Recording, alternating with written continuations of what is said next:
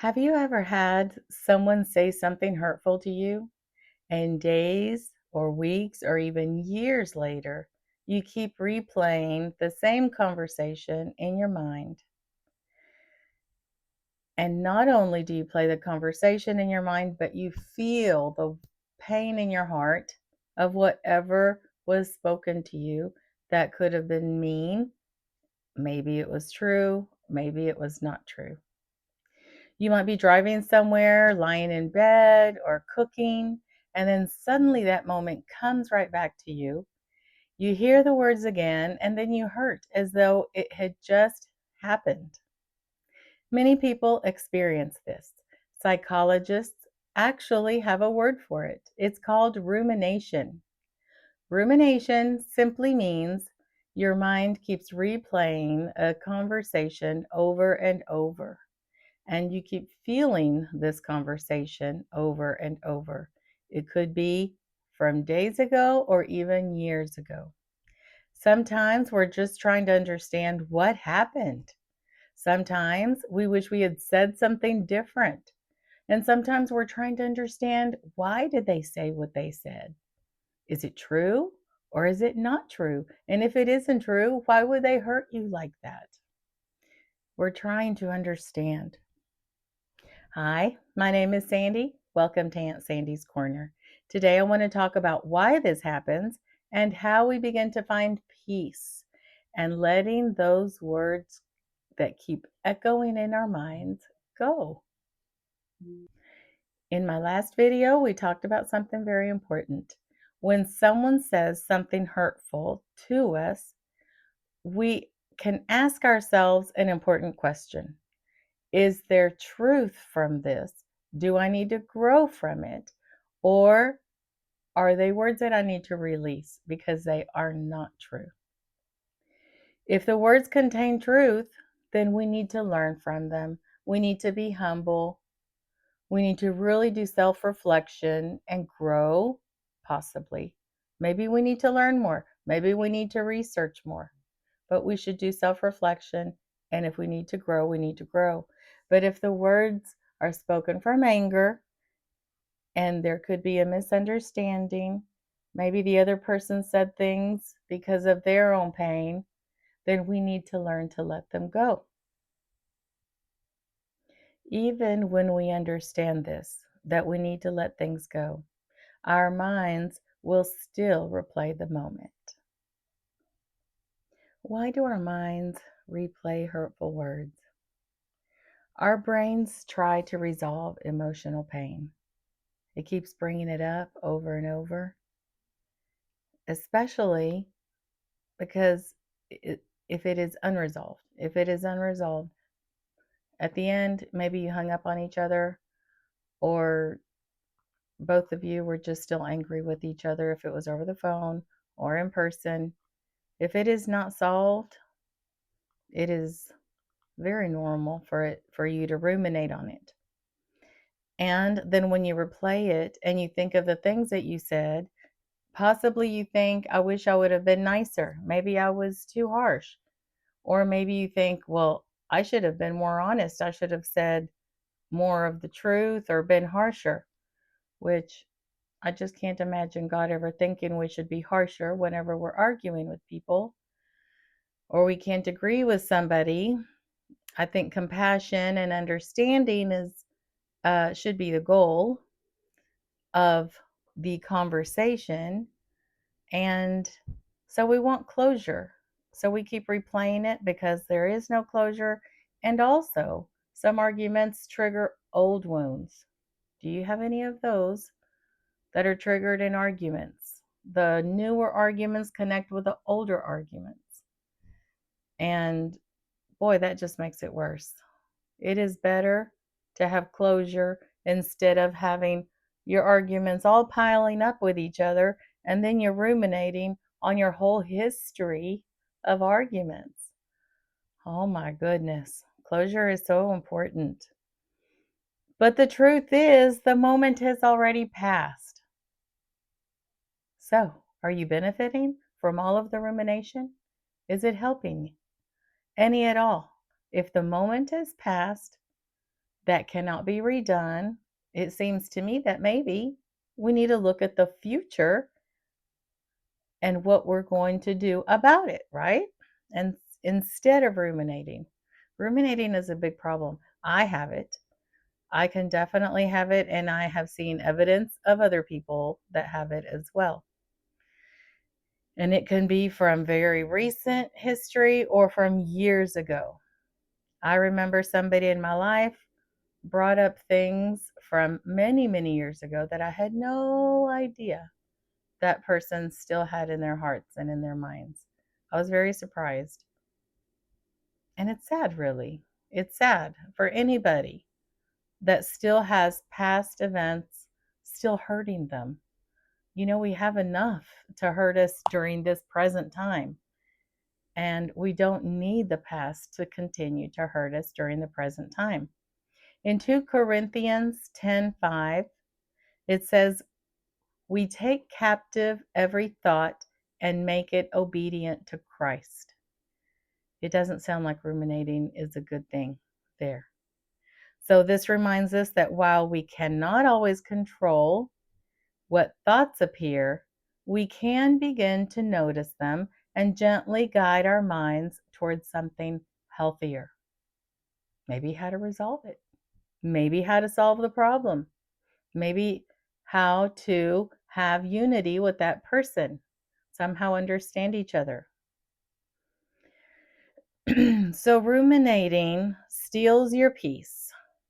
When we replay hurtful words again and again, we allow something from the past to continue affecting our peace today. I know a lot of people can relate to that. I see people in my life that happens to. It happens to me.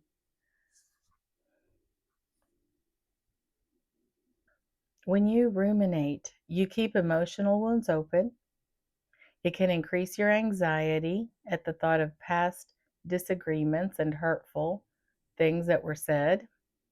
It keeps you stuck in the past and it can drain your peace. So notice that you're replaying the moment. And then you ask yourself, step 2, ask yourself the question again. Is there any truth to this? Am I guilty of any of it? Maybe even if it's just a small portion. Can you grow from it? What can you do to improve your life? There's nothing wrong with improving, right? With the growth. So if there is something that you need to learn from, grow from it. And then whatever is not true, it is something that you need to release. And you give the burden to God. That's your step 3. Give the burden to God. In 1 Peter 5:7, it says, "Cast all your anxiety on him because he cares for you." So whatever is not the truth, whatever was just hurtful words that were said out of anger or misunderstanding, pray about it, give it to God, let him take it off of your heart so that you can find peace. We don't have to hurt alone because God is there to help us through it.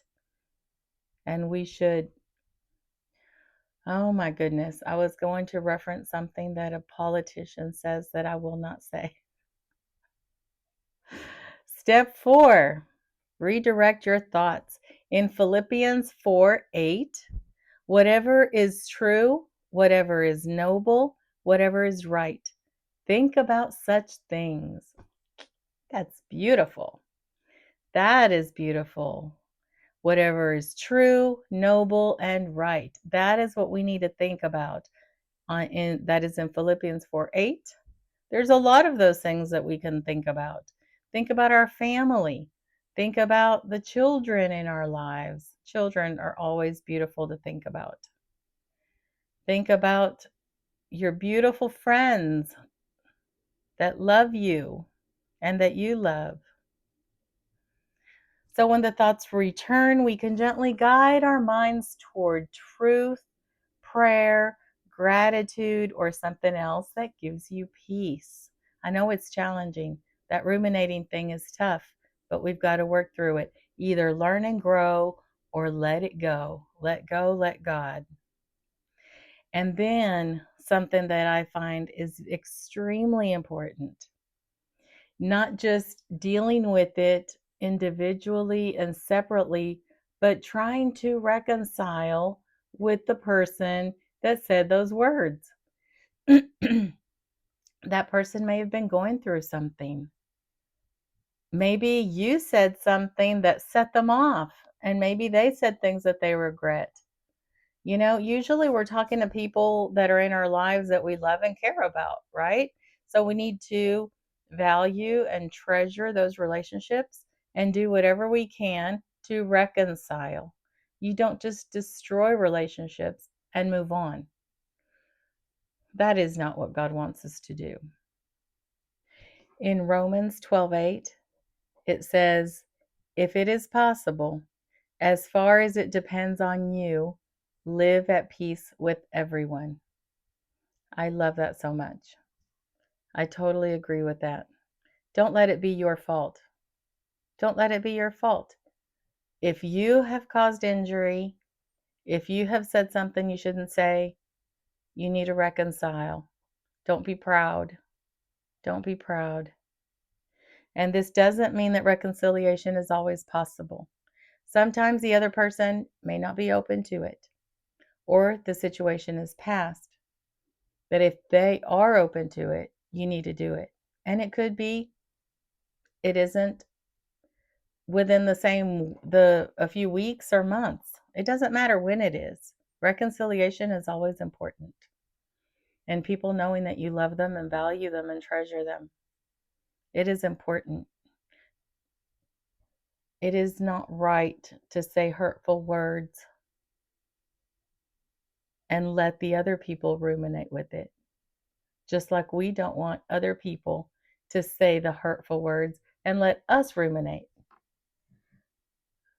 Don't be at fault. Don't be at fault.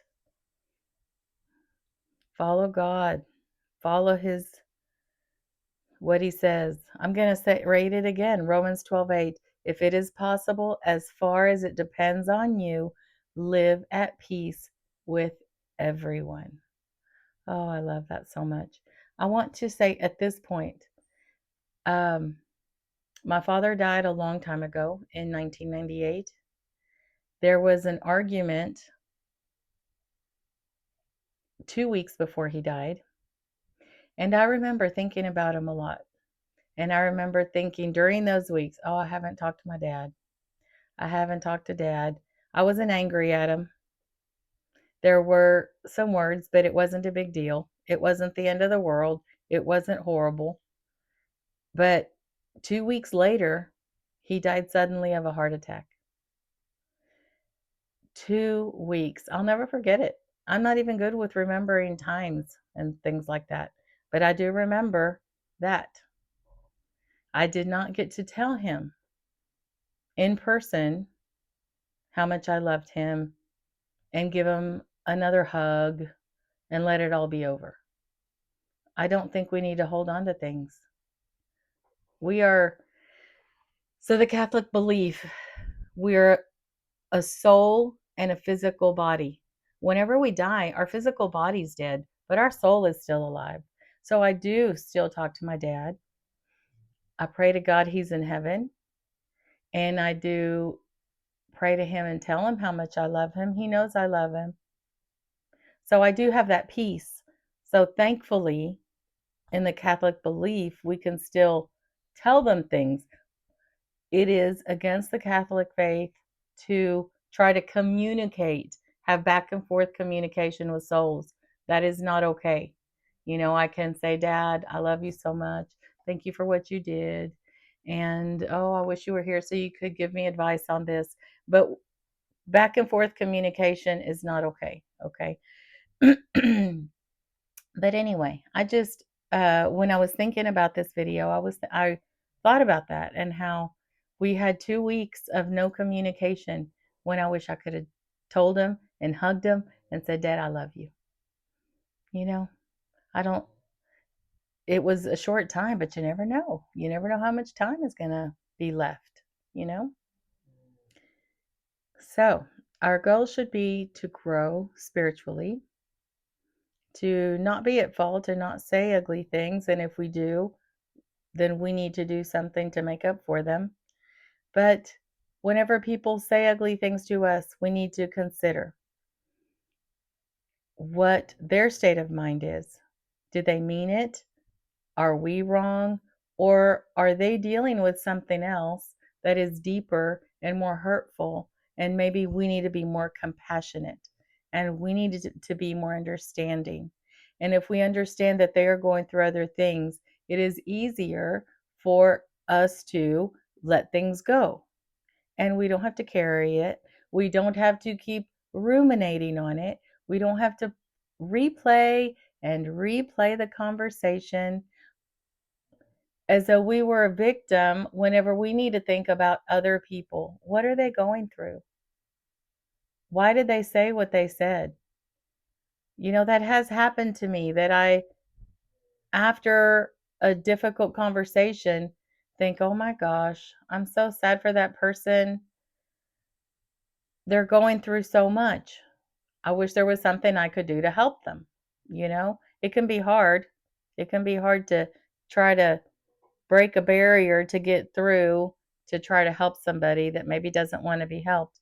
But I think if you open your heart and let them know that it's open and that you care, that is very, very important.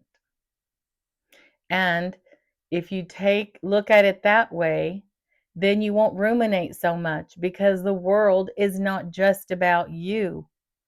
You need to think about other people and how you can be there to serve God's people, right? And then maybe that will solve your rumination problem.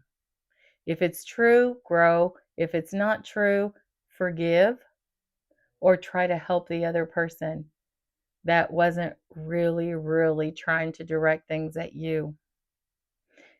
And when I say you, I mean me too. Okay? We all need to grow.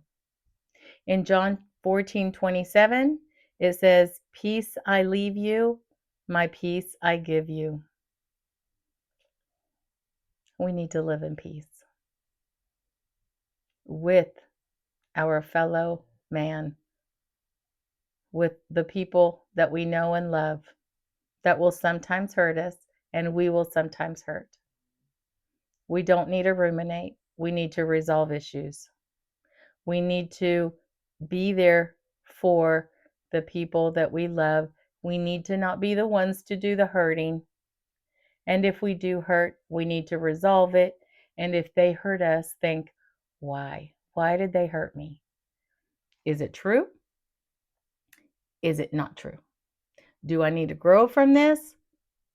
Do I need to possibly be kinder? Do I need to see what I can do to help them? Yeah. So in my next video, I'd like to talk about how we stay calm when someone says something hurtful to us in the moment.